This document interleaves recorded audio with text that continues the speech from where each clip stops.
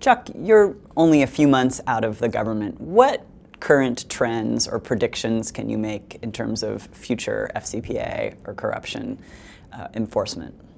Well, so, it's always a bit of a misnomer when people talk about trends, because I don't think the DOJ and SEC sit around and say, well, where are we going next year? But one of the things I think is important, and I think some companies out there sort of misunderstand it, is there really is a new normal.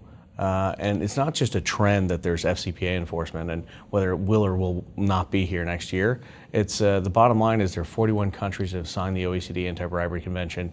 There are multiple sort of resources and commitments within DOJ and SEC to pursue these cases going forward.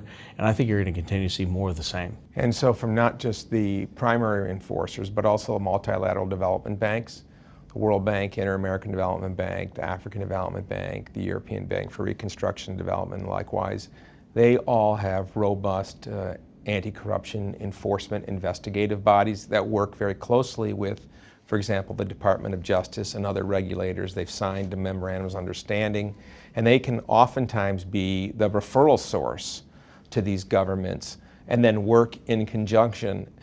So in a country that doesn't have, say, for example, a strong anti-corruption presence, foreign company comes in, they're thinking, well, I don't have any problem. All of a sudden they have the problem because the Multilateral Development Bank is there watching, inspecting, investigating. So one aspect of the new normal is multi-jurisdictional enforcement.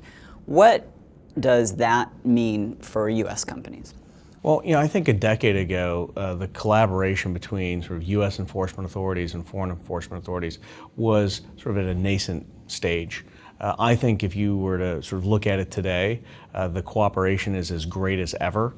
I would say that's probably the greatest in the history of the FCPA enforcement era. And that's because DOJ and SEC have made efforts, whether it's through mutual legal assistance requests or MOUs between SEC and its sister enforcement agencies to really create a network of enforcement. There was a training that just occurred a couple of weeks ago that SEC hosted, which was a follow-on to a training, for example, that they had about a year and a half ago with, I think it was about more than 130 different investigators and prosecutors and judges that came to Washington, D.C. to be trained on foreign bribery enforcement. And it's really a follow-on to that and the continuing efforts.